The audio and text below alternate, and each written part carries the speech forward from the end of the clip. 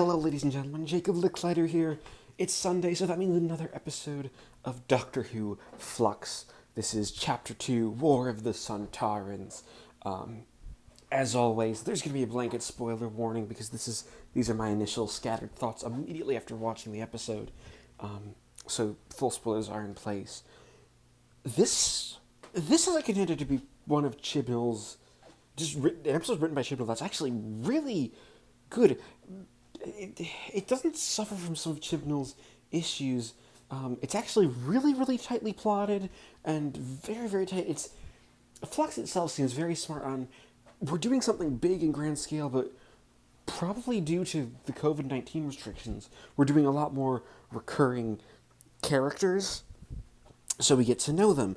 One of the big one being the Carvanista coming back from the first episode in a very nice sort of, oh, that's how Dan gets out of being nearly shot by Sontarans. Spoilers, obviously. But this is one where it's slowly peeling back the layers of what's actually going on. And I think that has the potential to be great. First, the main thrust of the episode is the Sontarans and what they're doing, how they got to Earth, what they're doing in the Crimean War. The immediate big intrigue is mainly the fact that the British Army in the Crimea has never heard of the Russians, who, they were fighting during the Crimean War. This is also, I think technically the third Doctor Who story to deal with the Crimean War, the first one on television at least, because obviously you have the Angel of Scutari, which is a brilliant 7th Doctor audio, and then there's a 12th Doctor Chronicle thing. I've never listened to it, but also apparently it has Mary Siegel as a character, so that's kind of interesting that she shows up here as actually a really good thrust. Chibnall has done, actually, one of the things I really liked about the Chibnall era is his handling of classic villains. He made the Daleks kill again in Resolution, and then in Revolution the Daleks kind of was just let's rehash Dalek tropes. And then in Haunting of Villa Diodati, Maxine O'Halloran played up with Cyberman body horror again. And the Sontarans here, I think, are the right mix of threatening and humorous. One issue with the Moffat era Sontarans, and actually kind of also the Davies era Sontarans, is they were too overtly comedic. The Sontarans are not a race meant to be taken seriously, but they're the extreme parody of war and warmongers, just taken to the nth degree. And if you rewatch The Time Warrior, that's a very funny serial, but it's not very funny in sort of the humor of the way that Davies and Moffat took it. They were more laugh out loud, let's look at these funny baked potatoes. And there are some of those jokes in the episode, but the Sontarans are still a threat. They are still a formidable threat. People in this episode die, and the Sontarans are... It is that warmonger taking the stream. Oh, you were out after curfew? Death. You were spying? That's treason. Death. While still having enough humor, they also go down easily. You bang them on the back of the neck with a walk, as Dan does in the episode, and they go down. It's a very good treatment of the characters and letting them be, letting them work as Sontarans. It's very, and it's very careful in very careful in the writing, and to not just make them a joke, or as much of a joke. Also, Dan Starkey is back as one of the Sontarans, or actually a couple of the Sontarans, but he gets one or two. And he's actually great. He's allowed... He does play sort of the more comedic role of the Sontarans, like he did actually in Halloween Apocalypse last week. But it's one of those things where you get the comedy to work. Um, um, there are there are there's it's the comedy of sort of just the fact that there's Sontarans, and the Sontaran plan is interesting. It's like, right, we're going to actually make the Earth an outpost throughout all of history, and this episode kind of takes a gamble in completely splitting up the Doctor, Yaz, and Dan early on. Like they all wake. I will say it takes a minute to get going. They all I honestly having them all waking up in the Crimea feels more like we needed to get Yaz and Dan to know about the Sontarans, to quickly get them off. Like, it could have easily been fine if, like, it probably could have worked even better if just the TARDIS flung them all through history. Because, Dan's in in modern day 2021, the Doctor's in history, and in the Crimean War, and Yaz is having her own plot that is more related to the arc. But I think that's actually kind of fine because it's Yaz is the character we don't actually go back to as much. We do occasionally go back to her, which is good.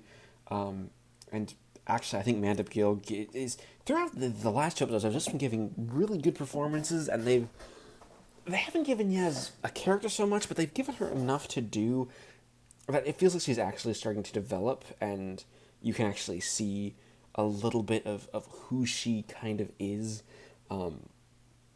They are kind of hinting at she's emulating the Doctor, which I hope we don't go down that road.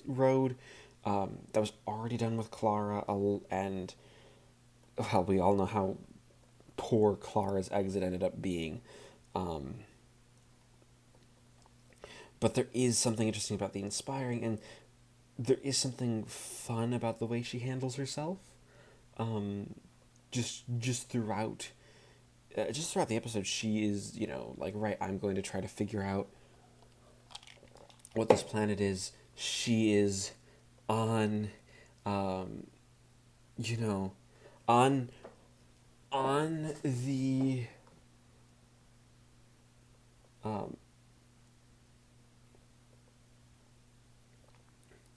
on the very, very, on this very, very interesting level, and she's on this planet. I think it's called Atrophos, which is interesting because it sort of sounds like atrophy, and of course, it's being a planet of time, and it's weird. There have been episodes of the Chibnall era where I have said it feels like a VNA. It feels like one of the books from the 90s. This sort of subplot and one sort of visiony sequence that people, Twitter especially, is already making like, ooh, is that going to be the House of Longbarrow? And I'm trying not to get my hopes up because I love Longbarrow. I love the looms, but I was actually kind of getting War in Heaven 9 Gallifrey's vibes. That might be because I've recently, if you follow my blog, I've semi-recently read Gary Russell's Deadfall, and Lawrence Miles is down, and Deadfall especially is like, ooh, here's a Gallifrey, but it's this very but it's this interesting, like, let's play with an idea of a planet that encapsulates the concept of time, and that's how sort of the episode ends, with a brilliant cliffhanger. It's a really good cliffhanger, because it's really well set up. You hear it's basically Vinder, played by Jacob Anderson, he's been a lot of fun. He gets a little more development here. His interactions with the Yaz are fun, but it's Yaz that's in danger that actually actually hits more, because they've spent 2 episodes actually giving Yaz character and giving her something that is very, very nice. It's a very good it's a very good it's a very good episode, and it's a very well set up cliffhanger, and I'm interesting to see.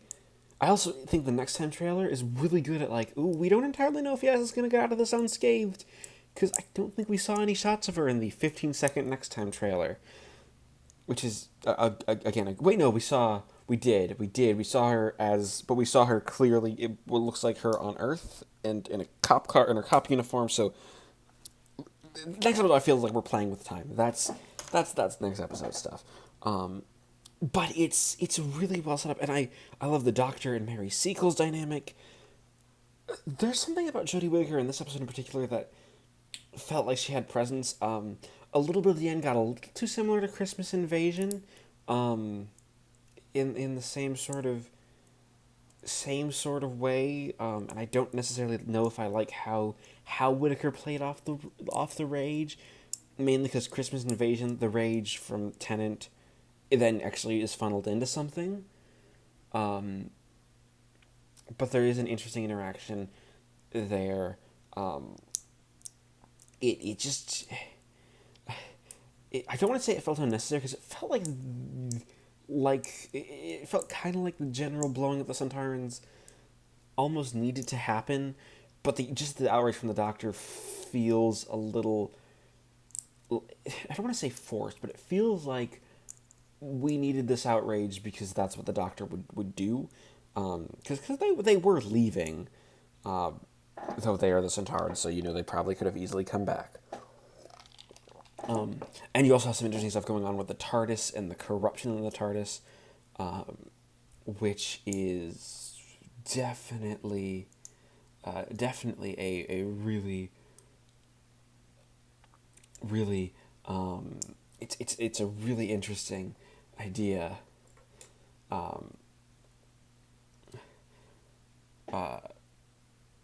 It plays around.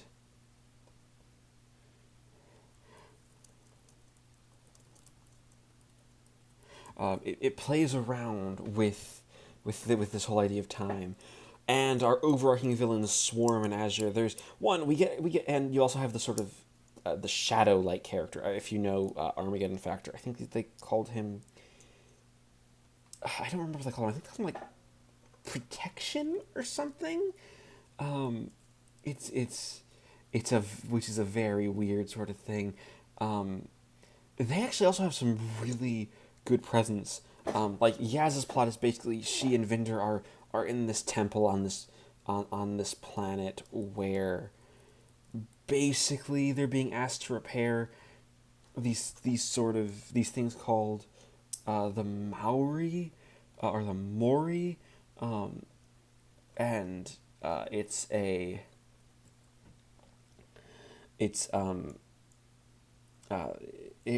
basically like sort of the idea is I think they're holding time together, but two of them have been destroyed, and of course the cliffhanger is builds up to Vinder and Yaz being put in their places, and the idea being like, well, they're humans, they're going to die. I also noticed that this episode was an hour long. It was 10 minutes longer than the first episode, so I think actually that's going to be quite interesting because we're getting episodes that sort of are just sort of fitting the length they need to be, and I actually kind of like that. Like I feel like next week, because it's being aired at a later time in the UK, it's going to be at a later time. But yeah, this is a really good episode. It feels like Flux might turn out to be like Chris Chibnall's Series 10, where he has one chance to knock it out of the park, and I hope with this being a miniseries that it genuinely does that, because this was just really good. A couple of complaints, but really, really solid. The mystery, Swarm and Azure as villains are really good. Passenger's just sort of standing there. That's the name, Passenger. I just looked it up. Also, the voice of the sort of the pyramids is really familiar. I think it's played by Nigel Lambert, who I'm fairly certain has been in some Big Finish artists, because he has a very distinctive voice. And that was that. Yeah, it was just a really solid episode. Like really, really good. And I'm looking forward to chapter 3, even because, and I don't want to get my hopes up, but I really hope we keep this sort of almost sort of like a 90s Doctor Who book vibe that we're getting, because we are kind of getting that vibe in certain ways. Just not necessarily always the best ways, but in certain ways. So, let me know, what did you think of War of the Sontarans? Did you like it? Did you dislike it? Did you agree with me? Did you disagree with me? Leave a comment down below, leave a like, and subscribe if you haven't already. And join me next week for Chapter 3 of Flux, which is supposed to be titled Once Upon Time.